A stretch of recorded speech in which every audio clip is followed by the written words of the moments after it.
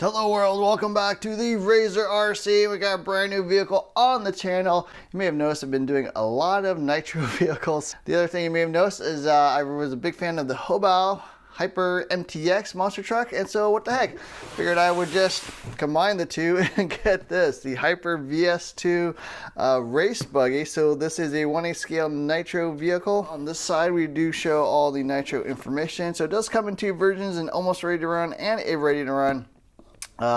And the cool thing about this, it does come with premium parts. So this is pretty much a full-on race spec vehicle, all aluminum 70-75 parts like you would expect on a race kit that you would have to build yourself. So they do have a new differentials, new CNC aluminum steering rack. So everything is CNC, everything is aluminum, everything is 70-75, hardened differential parts, 3 battery box. So they did modify this a bit on the VS2. This is obviously an update to the VS1, and here is the engine. It looks like it comes in 3 versions, though I could not find anyone actually selling a 0.21. This is a 0.30, so obviously much bigger than your normal race spec engine. If you want to be race legal, you actually have to run a 0.21. The 0.30 is, I think, close to 5 cc's. It's like 4.9 cc's, so that is pretty crazy. And we got the ready to run 14 plus. And the funny thing with this thing is that it is not sealed. So throw that to the side. I have not looked at this yet. Obviously, it does come with the Turbo Platinum T5 glow plug there. Here is the radio. Let's look at that. I've never used a Hobao radio before, so this is interesting. I've always had the radio runs. I do like the grip shape though, that's fairly large, but yeah, looks like I got a big indentation in the foam there, so hopefully that fixes itself. Throttle, I don't know what all this stuff, throttle trim, okay, steering trim, throttle trim, and then I'm going to guess these are like dual rates or something. Throttle endpoint adjustment, really critical, so glad that they actually have a correct Nitro specific radio. Here is the wing and the pull start handle, air filter, 2 dual stage air filter, fairly large air filter. I think this is not compatible with any other filter, so you will have to buy a specific. Looks like a fuel filter as well. Wing buttons. Here are the wheels and tires pre-glued for you. Just take them out of the box, mount them up. Looks like yeah, kind of a race style dirt pattern with the mini pins, so that looks pretty good. And then here's the vehicle itself. All right, got everything out of the box, and first off, the body's pretty attractive. Actually, it looks a lot better in person than it looks like on film, but it is a fluorescent yellow, black, and white or gray, I guess. It says Hyper VS2 down the middle. Something, I think hybrid, I forget his channel's name, but you know, the Nitro Gang guy, he did comment something about the body doesn't fit quite right. I don't know, seems okay. I mean, you got this, hits a little bit. It does have kind of this funky little mount here in the back. The pull star does stick out. I'm not sure you want to pull it with the body on. And then, yeah, the steering rack does hit a little bit here. Might really want to clearance that. But it's not that hard to get off. I don't know. Didn't bother me too much. Anyways, here's the vehicle. You will have to assemble the air filter, dual servos, the HB 5518 servos, it looks like. This whole battery tray, I believe, comes out as one unit, so that is one kind of interesting feature on this vehicle. 70-75 aluminum. The chassis looks nice, dark gray, all hex screws, including the motor mount screws there. They do stick out a bit below the chassis, so they will get dinged up, and the spur gear there is pretty darn low as well. Looks like it is bump start compatible, which is nice. Arms look beefy. Just super premium looking vehicle for a rated around. This is probably the nicest. It is the most expensive. I think it's $605 or $620 at the time of this video. All aluminum shock caps with the plastic inserts there. Looks like kind of these gray springs. I've never seen gray springs like that. Kind of a grayish purple. Rather interesting. Sway bars front and rear. Pivot ball suspension, as you can see, does have universals in the back and dog bones in, I'm sorry, universals in the front and dog bones in the rear. That is rather interesting. Minimal bumper, of course.